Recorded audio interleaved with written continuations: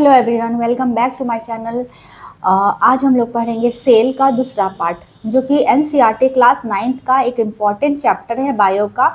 और इसका पहला पार्ट अपलोडेड है और दूसरा पार्ट आज आप लोग पढ़ रहे हैं। तो पहले पार्ट में हमने पढ़ा था कि सेल का निर्माण कैसे हुआ, सेल को सबसे पहले किसने खोजा। तो सेल को सबसे पहले खोजा था रॉबर्ट हुक ने।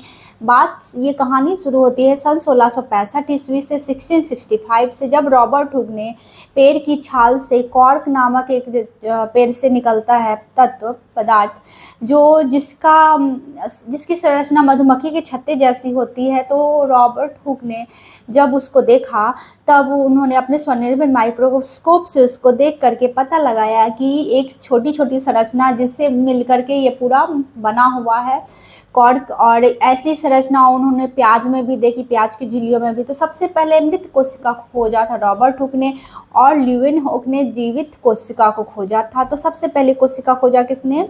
रॉबर्ट हुक ने।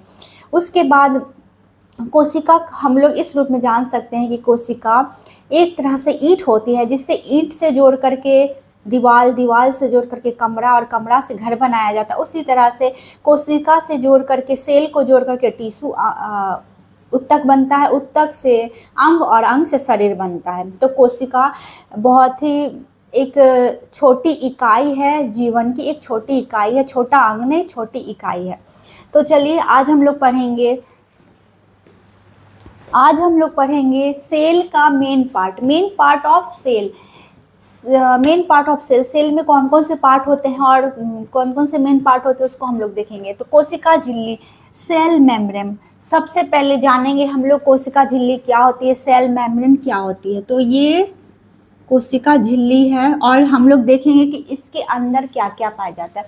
तो एक पतली सी झिल्ली होती है जो कि पादप और जंतु दोनों में पाई जाती है। पादप मतलब पेड़ पौधे, और जंतु मतलब हम इंसान या जानवर। तो कोशिका झिल्ली, सेल मेम्ब्रेन पादप और जंतु दोनों में पाई जाती है, और ये प्रोटीन की बनी होती है, और कोशिका के सभी अंग इसी झिल्ली में होते हैं। कोशिका के जितने अंग हमारे शरीर में, जो कोशिका है जिससे मिलकर के टिश्यू बना है, टिश्यू से मिलकर अंग बना है, तो ये एक छोटी सी इकाई है और इसका सारा कुछ जो है वो इसी के अंदर पाया जाता है। उसके बाद देखिए कोशिका भित्ति, सेल वॉल क्या होता है। तो सेल वॉल होता है ये कोशिका झिल्ली है, और कोशिका झिल्ली के बाहरी परत को, बाहर में जो परत होता है इस तरह से, इसको कहते हैं हम लोग सेल वॉल। लेकिन ये सेल वॉल सिर्फ और सिर्फ पादप में पाया जाता है। पादप मतलब पेड़ पौधे में पाया जाता है। सेल वॉल सिर्फ और सिर्फ पेड़ पौधे में पाया जाता है, मनुष्य और जंतुओं में नहीं पाया जाता है। और ये संरचना प्रदान करता है, पेड़ पौधों को कठोर आवरण प्रदान करता है, जिससे वो खड़े हो सके, आंधी तूफान में गिरे नहीं। और ये सेल्यूलोज का बना होता है, सुरक्षा तथा आकार प्रदान करता है। और ये सिर्फ कोशिका भित्ति, सेल वॉल से पादप पेड़ पौधों में पाया जाता है। फिर देखेंगे माइटोकॉन्ड्रिया क्या होता है। तो माइटोकॉन्ड्रिया, सबसे पहले अब हम लोग देखेंगे माइटोकॉन्ड्रिया के बारे में। माइटोकॉन्ड्रिया जिसकी खोज की थी अल्टमैन ने 1886 में, 1886 में अल्टमैन ने इसकी खोज की थी, और इसको सूत्रकणिका भी कहते हैं। और इसका कार्य है श्वसन। सेल की जितनी भी श्वसन की प्रक्रिया चलती है वो माइटोकॉन्ड्रिया के अंदर चलती है। और श्वसन प्रक्रिया को खोजा था क्रेब्स ने, और इस श्वसन प्रक्रिया के अंतर्गत जो प्रक्रिया चलती है जिसमें 38 एटीपी का निर्माण होता है, उसको क्रेब्स चक्र कहते हैं। और इसके अंतर्गत 38 एटीपी का निर्माण होता है, और ये 38 एटीपी ग्लूकोज प्रदान करती है। ग्लूकोज हमारे शरीर को ऊर्जा प्रदान करता है, इसलिए इसे पावर हाउस कहते हैं। इसलिए इसे सेल का पावर हाउस माइटोकॉन्ड्रिया को कहते हैं। और इसके आंतरिक दीवार को, माइटोकॉन्ड्रिया की आंतरिक दीवार को, जो आंतरिक दीवार है उसको क्रिस्टी कहते हैं। तो हमने ये जाना माइटोकॉन्ड्रिया क्या है, पावर हाउस है, ग्लूकोज का निर्माण करता है। और इस ग्लूकोज निर्माण की प्रक्रिया जो होती है उसको क्रेब्स चक्र करते हैं। और इस क्रेब्स चक्र को क्रेब्स चक्र क्यों कहते हैं? क्योंकि इसको क्रेब्स नामक वैज्ञानिक ने खोजा था कि माइटोकॉन्ड्रिया के अंदर श्वसन प्रक्रिया चलती है, 38 एटीपी का निर्माण होता है। अब हम लोग देखेंगे गोल्जी बॉडी क्या होती है। तो गोल्जी बॉडी, ये इसकी खोज कैमिलो गोल्जी ने की थी। गोल्जी का गोल्जी बॉडी की खोज कैमिलो गोल्जी ने की थी। परिवहन, ऊर्जा का बैलेंस, ये पूरे सेल में ऊर्जा का परिवहन करता है। जिस जगह के सेल को ऊर्जा की सबसे ज़्यादा ज़रूरत है वहाँ पे ये सबसे ज़्यादा ऊर्जा पहुँचाएगा। जैसे हम चल रहे हैं तो हमारे पैर के सेल में ऊर्जा चाहिए, अभी हम बोल रहे हैं तो हमारे जीभ के सेल में ज़्यादा ऊर्जा चाहिए।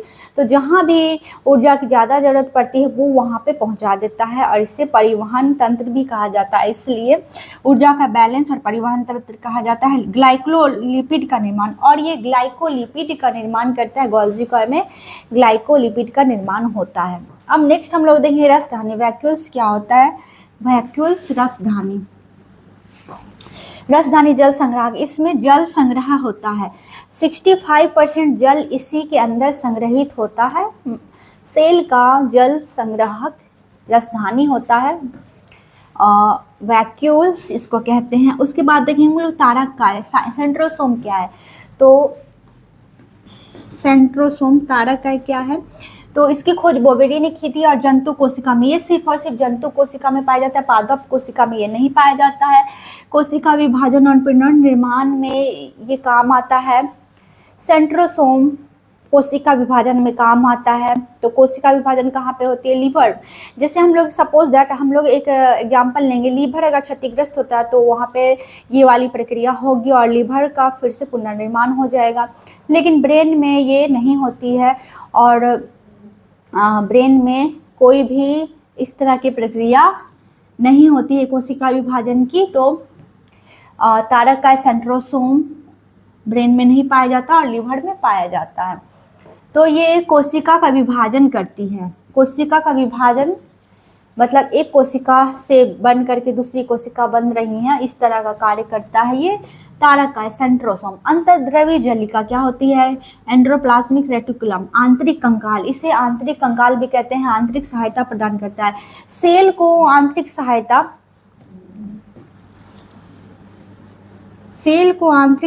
यही प्रदान करता है। सेल को आंतरिक सहायता प्रदान करता है ताकि सेल अपनी संरचना में रहे। जिस तरह का आकार है सेल उस तरह से रहे। तो इसका कार्य है सेल को आंतरिक सहायता प्रदान करना। और ये दो तरह का होता है, स्मूथ ईआर और रफ ईआर। तो ये दो तरह का होता है, स्मूथ और रफ। तो स्मूथ वाला जगह जो है वो चिकना होता है, वसा वाला होता है, और रफ वाला जगह जो होता है वो खुरदुरा होता है। और यहाँ पे प्रोटीन का निर्माण होता है। अब यहाँ पे प्रोटीन का निर्माण कौन करता है? तो यहाँ पे जो ये खुरदुरा वाला हिस्सा देख रहे हैं वो बिंदु जो है वो राइबोसोम होता है, जो कि प्रोटीन का निर्माण करता है। राइबोसोम प्रोटीन का निर्माण करता है और इस प्रकार से यहाँ पे प्रोटीन बनता है। रफ वाले में प्रोटीन और स्मूथ वाले में वसा बनता है।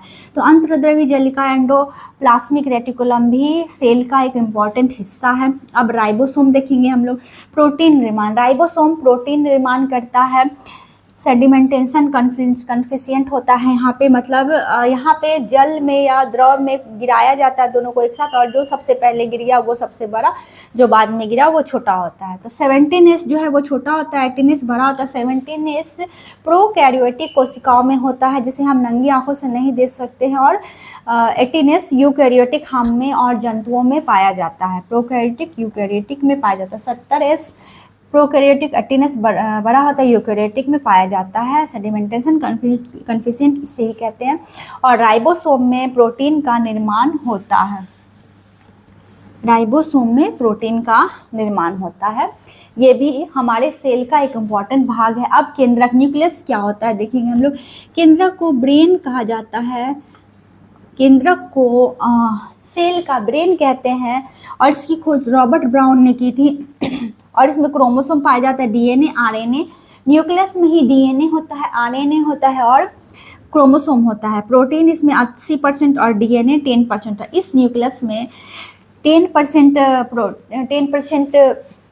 डीएनए और 80% प्रोटीन होता है केंद्रक के अंदर। अब देखेंगे हम लाइसोसोम क्या होता है। लाइसोसोम लाइसोसोम को आत्महत्या की थैली कहा जाता है। मतलब इसका काम है कि कोई भी सेल अगर नष्ट हो गया है तो उसको ख़त्म कर देना। इसका लिक्विड निकलेगा, उस पे जाएगा और वो ख़त्म हो जाएगा। तो इसे आत्महत्या की थैली, सुसाइड बैग कहते हैं, एटम बम भी कहते हैं। कोशिका के पाचन में सहायता प्रदान करते हैं। कहीं की कोशिका नष्ट हो गई तो इससे जो द्रव निकलता है वो उस कोशिका को नष्ट कर देता है। कभी कभी हम लोग देखते हैं किसी को चोट लग गई और कभी कभी ये जो है पूरी तरह से लाइसोसोम भी नष्ट हो जाता है। किसी को अगर जोर से चोट लग गई है तो लाइसोसोम पूरी तरह से नष्ट हो जाता है। तो जैसे काला हो गया बहुत सारा हिस्सा चोट लगने के चलते, तो लाइसोसोम नष्ट हो गया। अब क्या होगा, तो उसे गर्म पानी या ठंडे बर्फ से सेका जाता है तो अगल बगल का लाइसोसोम जो है वो थोड़ा थोड़ा उसका द्रव उस वाले सेल में जाएगा और उसके बाद वो कुछ दिन के बाद ठीक हो जाता है। और इसकी खोज की थी डी डुवे ने। जल अपघटक एंजाइम छोड़ता है ये, एटम बम कहा जाता है। और आरबीसी में लाइसोसोम नहीं होता। आरबीसी जो होती है वो उसमें लाइसोसोम नहीं होता है। तो ये अगर नष्ट होता है तो कहाँ जाता है, ये प्लीहा में जाता है, ये प्लीहा में जाता है। तो लाइसोसोम बहुत इंपॉर्टेंट है। अगर ये नहीं होता तो कोशिका सड़ जाती है एक जगह पे अगर और नष्ट नहीं हो पाती।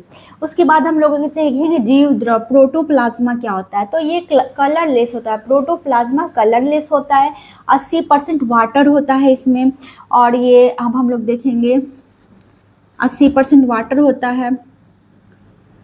तो केंद्रिका में न्यूक्लियस, केंद्र में जो वाटर होता है उसको न्यूक्लियोप्लाज्मा कहते हैं। और कोशिका में जो द्रव्य होता है उसको साइटोप्लाज्मा कहते हैं। इस पूरे कोशिका में लिक्विड भरा हुआ है, जल भरा हुआ 80%, और इसमें भी जल भरा हुआ है, न्यूक्लियस में भी जल भरा हुआ है। तो ये क्या कार्य करता है, ये एक दूसरे को टकराने से रोकता है और ये एक दूसरे ये जल में तैरते रहते हैं। अगर 80% जल में से कुछ परसेंट 10% जल भी ख़त्म हो जाए तो बहुत ख़राबी होती है, और अगर 20% जल भी ख़त्म हो जाए तो लोगों की मृत्यु भी हो सकती है। तो इस सेल में ये बहुत ज़रूरी चीज़ होता है, जीव द्रव 18%, 80% जो होता है इसमें तैरते रहता है सारा पार्ट जो है, nucleus, mitochondria, Golgi coy, vacuoles, ERC, LRN सब इसमें तैरते रहते हैं और एक दूसरे से टकराते नहीं हैं। तो जीव द्रव बहुत ही इम्पॉर्टेंट होता है एक सेल के लिए। तो ये थे सेल के इम्पॉर्टेंट पार्ट्स थे। सेल मेम्ब्रेन, कोशिका झिल्ली, कोशिका भित्ति, सेल वॉल, माइटोकॉन्ड्रिया, गोल्जी कॉय, गोल्जी बॉडी, रसधानी, वैक्यूल्स एंड तारक काय, सेंट्रोसोम, अंतर्द्रवी जलिका, एंट्रोप्लाज्मिक रेटिकुलम, राइबोसोम, केंद्रक न्यूक्लियस एंड लाइसोसोम एंड जीव द्रव प्रोटोप्लाज्म। तो कोशिका द्रव और कोशिका द्रव और केंद्रिका द्रव, कोशिका द्रव जो कोशिका में द्रव है और केंद्रिका द्रव जो केंद्र में द्रव है, दोनों को मिलके बन गया जीव द्रव प्रोटोप्लाज्म। तो न्यूक्लियस का जो द्रव्य है और पूरे कोशिका में जो द्रव है, दोनों को मिला करके बनता है जीव द्रव प्रोटोप्लाज्म। तो ये थे सेल के इम्पॉर्टेंट पार्ट। और अब बाकी है कोशिका विभाजन। तो 9th क्लास के NCERT में अब हमें पढ़ना है कोशिका विभाजन, जो कि थोड़ा सा है, जो हम लोग पढ़ेंगे नेक्स्ट वीडियो में। और ये था कोशिका सेल का पार्ट्स का दूसरा वीडियो, पार्ट 2, और पहला वीडियो अपलोडेड है जिसमें हम लोगों ने देखा है कि सेल की खोज किसने की, सेल कैसे बना, यूकैरियोटिक और प्रोकैरियोटिक कोशिकाएं कौन कौन सी होती है वो हमने पढ़ा पहले पार्ट में। तो कोशिका झिल्ली जो है वो जंतु और मनुष्य दोनों में होती है। कोशिका भित्ति सिर्फ पौधों में होती है। माइटोकॉन्ड्रिया सेल का एक इम्पॉर्टेंट अंग है और 38 ATP का निर्माण करता है जिससे ऊर्जा प्राप्त होती है। माइटोकॉन्ड्रिया के अंदर ही क्रेब्स चक्र चलता है, जिसको क्रेब्स चक्र इसलिए नाम पड़ा क्योंकि इसको क्रेब्स नामक वैज्ञानिक ने खोजा, और इसकी आंतरिक दीवार को क्रिस्टी कहते हैं। गोल्जी कॉय जो है वो ऊर्जा का बैलेंस करता है। सेल में कहाँ पे, शरीर में किस सेल में कहाँ पे ऊर्जा की ज़रूरत है उसको ये परिवहन करता है एक दूसरे, मतलब जहाँ पे ज़्यादा ज़रूरत है वहाँ पे ये ऊर्जा को लेके जाता है। और यहाँ पे गोल्जी कॉय में ग्लाइकोलिपिड का निर्माण होता है। उसके बाद रसधानी में जल संग्रह होता है। तारक काय, सेंट्रोसोम जंतु कोशिका में पाया जाता है और कोशिका विभाजन इसका मुख्य कार्य है। अंतर्द्रवी जालिका में अंतर्द्रवी जालिका एंडोप्लाज्मिक रेटिकुलम आंतरिक कंकाल होता है, आंतरिक सहायता प्रदान करता है सेल को, और स्मूथ और रफ दोनों प्रकार के होते, दो प्रकार के होते हैं, वसा वाला और प्रोटीन वाला। प्रोटीन वाला इसलिए प्रोटीन वाला होता है क्योंकि वो खुरदुरा होता है, खुरदुरा इसलिए होता है क्योंकि उसमें राइबोसोम होता है, राइबोसोम होता है प्रोटीन, राइबोसोम में प्रोटीन का निर्माण होता है। और दो तरह का हमने देखा सेडिमेंटेशन कन्फिशिएंट होता है जिसमें 17S और 18S, 17S प्रोकैरियोटिक में, 18S यूकैरियोटिक में पाया जाता है। केंद्रक जो है ब्रेन ऑफ सेल हमने देखा, न्यूक्लियस ब्रेन ऑफ सेल होता है जिसमें DNA RNA पाया जाता है और प्रोटीन 80% और DNA 10% होता है। उसके बाद हमने देखा लाइसोसोम जो कि आत्महत्या की थैली है, इसका कार्य है, कहीं का सेल नष्ट हो गया तो उस पे जाके ये चला जाएगा, वहाँ तक पहुँचेगा और उस सेल को नष्ट कर देगा क्योंकि फिर से नया सेल का निर्माण करना है। और RBC में यह नहीं होता, इसलिए RBC का अपघटन कहाँ पे होगा, विघटन प्लीहा में होता है। और जीव द्रव्य जो है प्रोटोप्लाज्म एक बहुत ही इंपॉर्टेंट है जहाँ पे सारे पार्ट्स तैरते रहते हैं, और ये न्यूक्लियस में भी होता है और सारे सेल के अंदर होता है। तो सब मिलके क्या बन जाता है, प्रोटोप्लाज्म बनता है, कोशिका द्रव साइटोप्लाज्म और केंद्रिका द्रव न्यूक्लियोप्लाज्म। तो आप लोग इसका एक स्क्रीनशॉट ले लीजिए।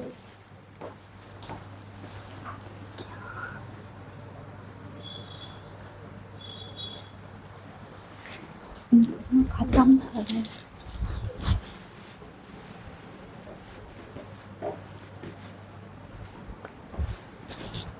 तो अब नेक्स्ट हमें पढ़ना है 9th क्लास चैप्टर NCERT में कोशिका विभाजन, जो कि तीसरा पार्ट इसका आएगा और बहुत जल्दी ही आएगा। और NCERT क्लास 9 में 3 चैप्टर पढ़ने बायो में, ये पहला चैप्टर ख़त्म होगा अब। इसमें थोड़ा सा कोशिका विभाजन भी जल्दी आ जाएगा, उसके बाद सेल वाला पार्ट ख़त्म हो जाएगा। और फिर 2 और चैप्टर बचे हैं बायो का जो कि बहुत जल्दी आएगा, और हिस्ट्री के भी आ जाएंगे, और बाकी जितना भी बचा है वो सारा चैप्टर जल्दी ही आएगा।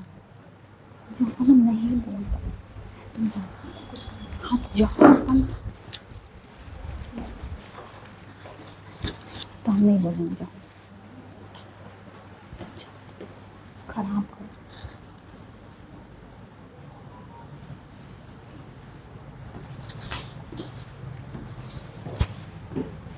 तो उम्मीद करती हूँ कि आपको वीडियो पसंद आया होगा। अगर पसंद आया तो please like share subscribe. Thanks for watching, bye bye.